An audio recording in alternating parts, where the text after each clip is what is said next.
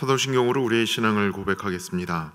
전능하사 천지를 만드신 하나님 아버지를 내가 믿사오며 그 외아들 우리 주 예수 그리스도를 믿사오니 이는 성령으로 잉태하사 동정녀 마리아에게 낳으시고 본디오 빌라도에게 고난을 받으사 십자가에 못 박혀 죽으시고 장사한 지 사흘 만에 죽은 자 가운데서 다시 살아나시며 하늘에 오르사 전능하신 하나님 우편에 앉아 계시다가 저리로서 산 자와 죽은 자를 심판하러 오시리라.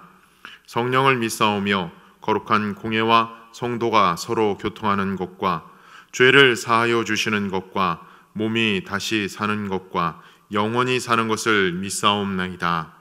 아멘. 오늘 우리에게 주시는 하나님의 말씀은 마가복음 13장 1절로 13절까지의 말씀입니다. 마가복음 13장 1절로 13절까지의 말씀 제가 봉독합니다. 예수께서 성전에 나가실 때 제자 중 하나가 이르되 선생님이여 보소서 이 돌들이 어떠하며 이 건물들이 어떠하니까. 예수께서 이르시되 내가 이 큰 건물들을 보느냐 돌 하나도 돌 위에 남지 않고 다 무너뜨려지리라 하시니라. 예수께서 감람산에서 성전을 마주 대하여 앉으셨을 때에 베드로와 야고보와 요한과 안드레가 조용히 묻되 우리에게 이르소서 어느 때에 이런 일이 있겠사오며 이 모든 일이 이루어지려 할 때 무슨 징조가 있사오리이까. 예수께서 이르시되 너희가 사람의 미혹을 받지 않도록 주의하라. 많은 사람이 내 이름으로 와서 이르되 내가 그라하여 많은 사람을 미혹하리라. 난리와 난리의 소문을 들을 때 두려워하지 말라. 이런 일이 있어야 돼 아직 끝은 아니니라. 민족이 민족을, 나라가 나라를 대적하여 일어나겠고 곳곳에 지진이 있으며 기근이 있으리니 이는 재난의 시작이라. 너희는 스스로 조심하라. 사람들이 너희를 공회에 넘겨주겠고 너희를 회당에서 매질하겠으며 나로 말미암아 너희가 권력자들과 임금들 앞에 서리니 이는 그들에게 증거가 되려 함이라. 또 복음이 먼저 만국에 전파되어야 할 것이라. 사람들이 너희를 끌어다가 넘겨줄 때 무슨 말을 할까 미리 염려하지 말고 무엇이든지 그때 너희에게 주시는 그 말을 하라. 말하는 일은 너희가 아니요 성령이시니라. 형제가 형제를, 아버지가 자식을 죽는 데에 내주며 자식들이 부모를 대적하여 죽게 하리라. 또 너희가 내 이름으로 말미암아 모든 사람에게 미움을 받을 것이나 끝까지 견디는 자는 구원을 받으리라. 아멘. 오늘 말씀의 배경은 이렇습니다. 예수님께서 예루살렘 성에 입성하시죠. 예루살렘 성에 입성하실 때 많은 사람들이 호산나 외치며 환영을 합니다. 그리고 예수님의 예루살렘 사역이 바로 시작됩니다. 제일 먼저 하신 일이 예루살렘 성전을 정화하십니다. 장사하는 사람들을 내어 쫓으십니다. 그리고 외치십니다. 너희가 내 집을 도적의 소굴로 만들었도다. 만민이 기도하는 내 집을 도적의 소굴로 만들었도다. 그리고 그 성전을 정화하신 다음에 그 다음날 성전에서 제사장들과 서기관들, 즉 종교 지도자들과 논쟁을 하십니다. 부활에 대하여 논쟁을 하시고 세금에 대하여 논쟁을 하시고 많은 것들을 논쟁하시고 이제 성전을 나오실 때에 이릅니다. 오늘 말씀을 통해서 우리가 가져야 할 신앙의 모습은 어떤 모습일까?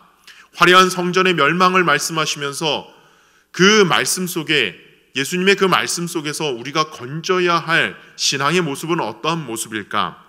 2절의 말씀을 보시죠. 예수님께서 말씀하십니다. 예수께서 이르시되 내가 이 큰 건물들을 보느냐 돌 하나도 돌 위에 남지 않고 다 무너뜨려지리라 하시니라. 성전에서 서기관들과 논쟁하시고 이제 성전을 떠나 나오는데 제자 중 하나가 예수님께 말씀합니다.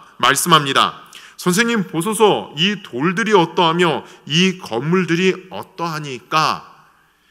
여기 우리말 번역의 의미가 좀 정확하지가 않습니다. 정확한 의미는 정확하게 이 말을 번역을 하면 이것이죠. 선생님 보십시오. 이 돌들이 어마어마합니다. 이 건물이 너무나도 웅장합니다. 이 건물들 너무나도 화려합니다. 이 건물들을 보고 얼마나 놀란지 모르겠습니다. 건물을 보고 그리고 그 건물을 짓는 데 사용하고 있는 돌들을 보고 놀라서 감탄하는 말이 바로 1절의 말씀입니다. 와, 예수님 이 건물, 이 건축물들을 어떠합니까? 너무나 놀랍습니다. 그러자 예수님이 말씀하십니다. 내가 이 큰 건물들을 보느냐? 돌 하나도 돌 위에 남지 않고 무너뜨려지리라. 내가 이 큰 건물들을 보고 놀라느냐? 이 건물은 완전히 무너져 내릴 거야. 제자 중 한 사람이 놀란 이유가 있습니다.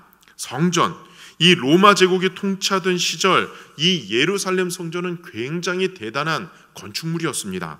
헤롯이 46년 동안 자신의 치적을 위해서, 그리고 유대 사람들에게 환심을 사기 위해서 46년 동안 이 예루살렘, 예전에 초라했던 수룹바벨의 성전을 증축하고 있던 중입니다.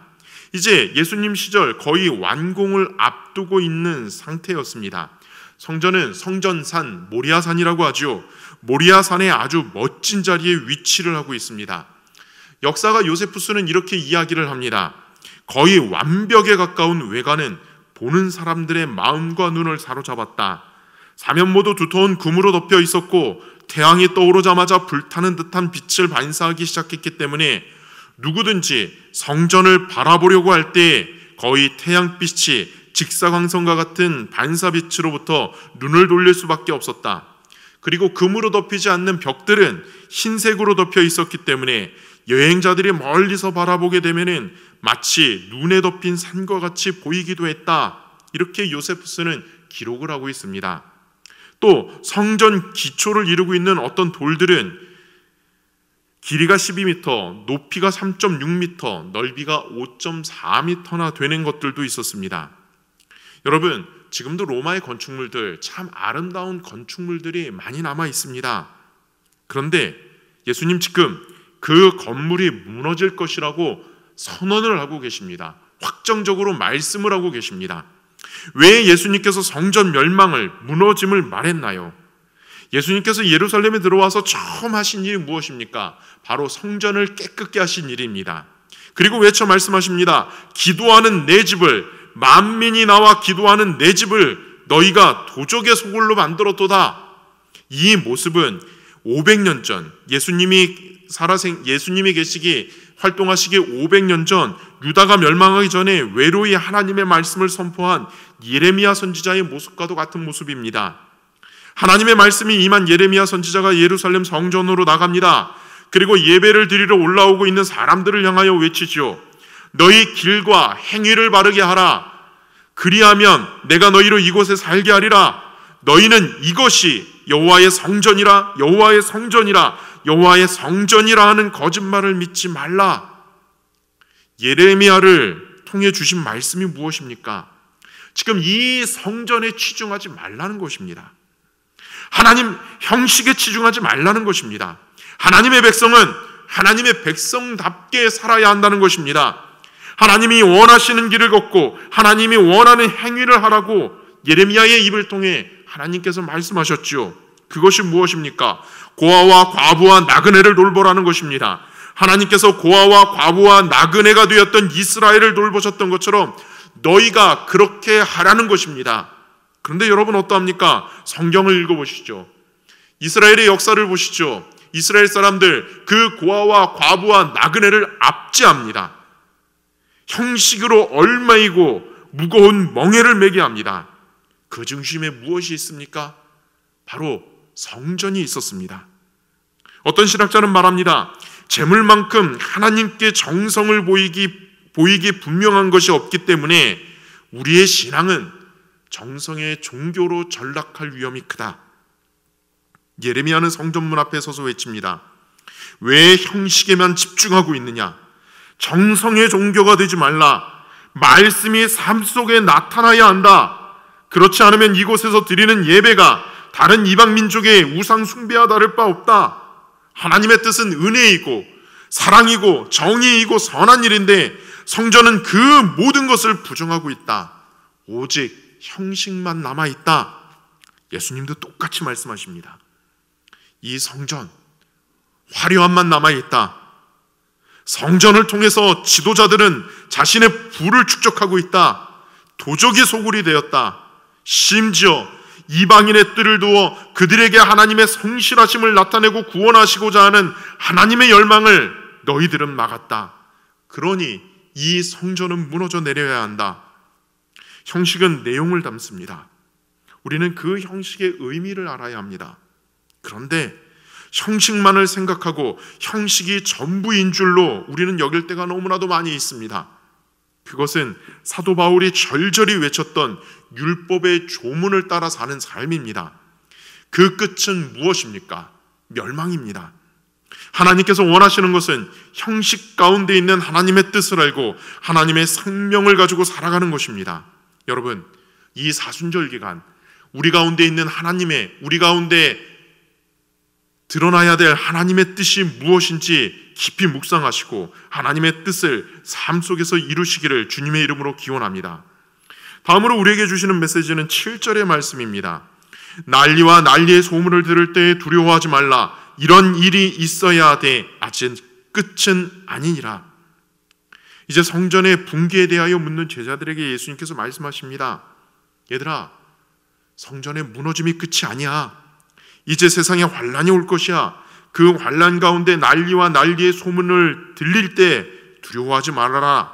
이런 일이 있어야만 할 것이고 아직 끝이 아니다. 시작이다. 재난이 올 것인데 두려워하지 말라고 말씀하십니다. 참 그 말씀이 위안이 되죠. 그런데 그 뒤에 말씀을 함께 보면은 그렇게 위안이 되지는 않습니다. 우리가 원하는 말씀은 이런 말씀이죠. 환란이 있을 때 두려워하지 말아라.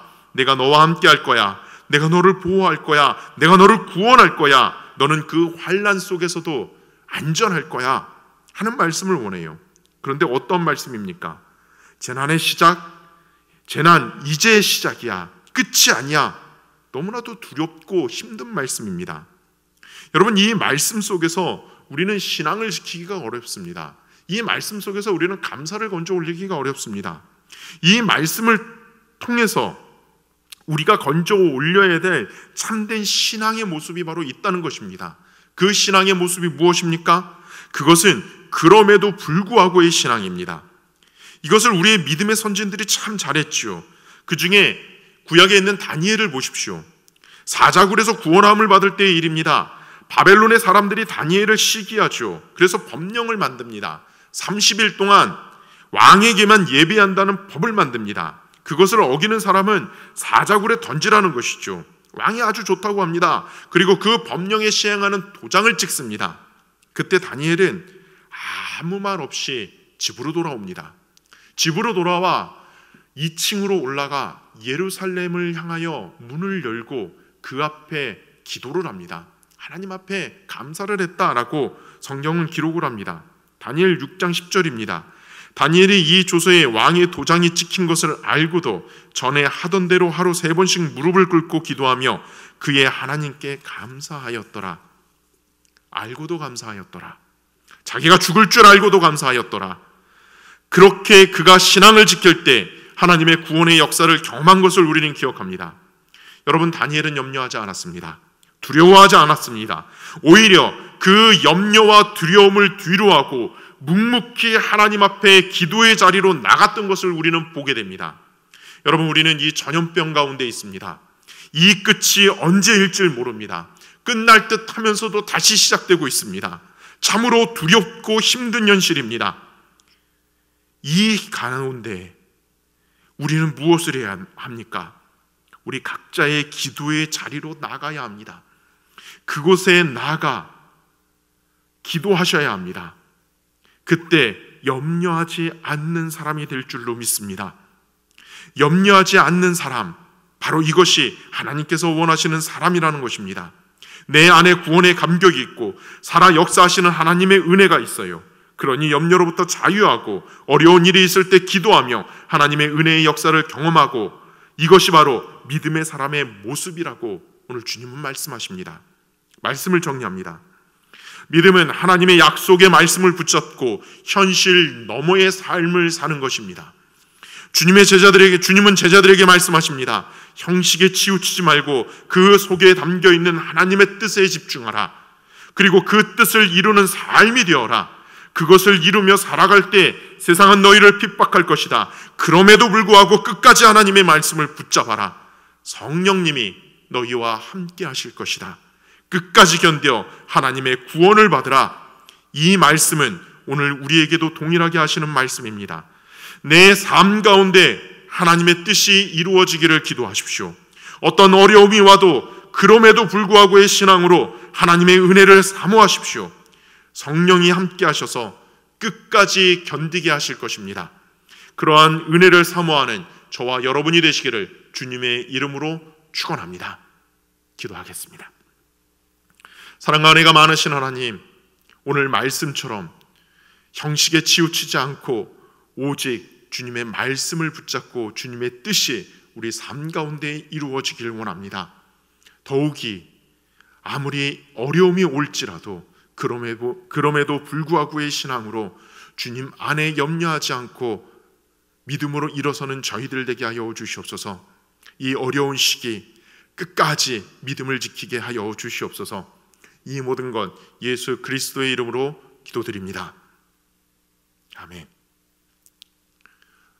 다 같이 묵상 기도하시겠습니다.